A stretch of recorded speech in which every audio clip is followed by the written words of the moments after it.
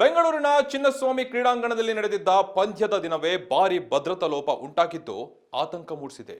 ಶುಕ್ರವಾರ ನಡೆದ ಆರ್ಸಿಬಿ ಮತ್ತು ಗುಜರಾತ್ ನಡುವಿನ ಪಂದ್ಯಕ್ಕೂ ಮುನ್ನ ಕ್ರೀಡಾಂಗಣದ ಸುತ್ತಮುತ್ತ ಅಳವಡಿಸಿದ್ದಂತಹ ಸುಮಾರು 240 ಸಿಸಿಟಿವಿ ಕ್ಯಾಮೆರಾಗಳ ಸಂಪರ್ಕಗಳನ್ನು ಕಿಡಿಗೇಡಿಗಳು ಉದ್ದೇಶಪೂರ್ವಕವಾಗಿ ಕಡಿತಗೊಳಿಸಿರುವುದು ಎಂಬುದು ತಡವಾಗಿ ಬೆಳಕಿಗೆ ಬಂದಿದೆ.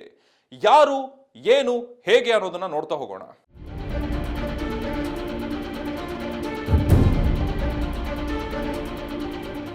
ಶುಕ್ರವಾರ ಗುಜರಾತ್ ಹಾಗೂ ಆರ್ಸಿಬಿ ಪಂದ್ಯ ನಡೀತಾ ಇತ್ತು. ಸ್ಟೇಡಿಯಂ ಸುತ್ತಮುತ್ತ ಹಾಗೂ ಪ್ರವೇಶ ದ್ವಾರಗಳಲ್ಲಿ ಅಳವಡಿಸಿದ್ದ ಕ್ಯಾಮೆರಾಗಳು ಕಾರ್ಯನಿರ್ವಹಿಸದೇ ಇರೋದ್ರಿಂದ ಪೊಲೀಸರು ಗೊಂದಲಕ್ಕೀಡಾಗಿದ್ರು.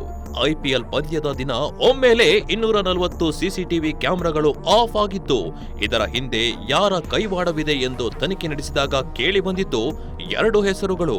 ಐವಿಎಸ್ ಡಿಜಿಟಲ್ ಸೊಲ್ಯೂಷನ್ ಸಂಸ್ಥೆಯಲ್ಲಿ ಕೆಲಸ ಮಾಡುತ್ತಿದ್ದ ಮಂಜುನಾಥ್ ಮತ್ತು ಅಬ್ದುಲ್ ಕಲಾಂ. ಪಾಸ್ ಇಲ್ಲದೆ ನಿಷ್ಕ್ರಿಯಗೊಂಡ ಕಾರ್ಡ್ ಬಳಸಿ ಸರ್ವರ್ ರೂಮ್ಗೆ ಅನಧಿಕೃತವಾಗಿ ಪ್ರವೇಶಿಸಿದ ಆರೋಪಿಗಳು ಎನ್ವಿಆರ್ ಮತ್ತು ಫೈಬರ್ ಸಂಪರ್ಕಗಳನ್ನ ಕಡಿತಗೊಳಿಸಿರೋದ್ರಿಂದ ವಿಚಾರಣೆಯಲ್ಲಿ ಬಹಿರಂಗವಾಗಿದೆ. ಪಂದ್ಯಾವಳಿ ದಿನವೇ ಕಿಡಿಗೇಡಿಗಳಿಂದ ದುಷ್ಕೃತ್ಯ.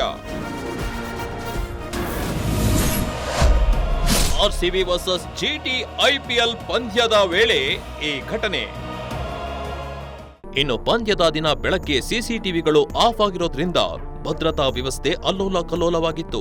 ವಿಷಯ ತಿಳಿಯುತ್ತಿದ್ದಂತೆ ಎಚ್ಚೆತ್ತ ಪೊಲೀಸರು ಕೂಡಲೇ ಮೇಲಧಿಕಾರಿಗಳಿಗೆ ಮಾಹಿತಿ ನೀಡಿ ಬದಲಿ ತಾಂತ್ರಿಕ ವ್ಯವಸ್ಥೆ ನಿರ್ಮಿಸಿದ್ರು. ಭದ್ರತಾ ನ್ಯೂನ್ಯತೆಗಳ ನಡುವೆಯೂ ಪೊಲೀಸರು ಚಾಣಾಕ್ಷತನದಿಂದ ಕಾರ್ಯನಿರ್ವಹಿಸಿ ಯಾವುದೇ ಅಹಿತಕರ ಘಟನೆ ನಡೆಯದಂತೆ ಪರಿಸ್ಥಿತಿ ನಿಭಾಯಿಸಿದ್ದಾರೆ.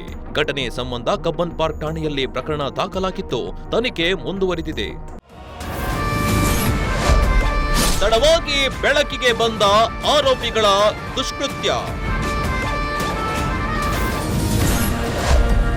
ಒಟ್ಟು 240 ಸಿಸಿಟಿವಿ ಆಫ್, ಫುಟೇಜ್ಗಳ ಫೀಡ್.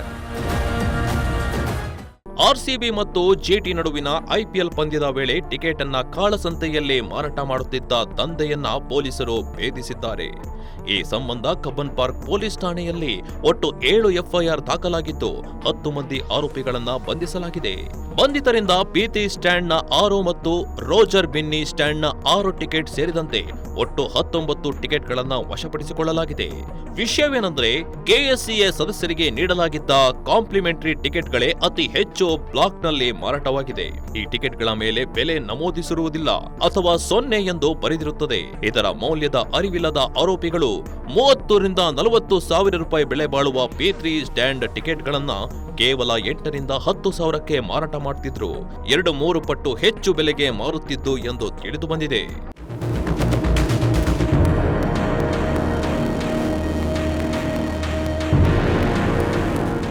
ಇದಾಗಿತ್ತು ಈ ಹೊತ್ತಿನ ಸ್ಪೆಷಲ್ ಸ್ಟೋರಿ. ನಿರಂತರ ಸುದ್ದಿಗಾಗಿ ನೋಡ್ತಾ ಇರಿ ಸಂಪೂರ್ಣ ನ್ಯೂಸ್. ಇದು ನೊಂದವರ ಧ್ವನಿ.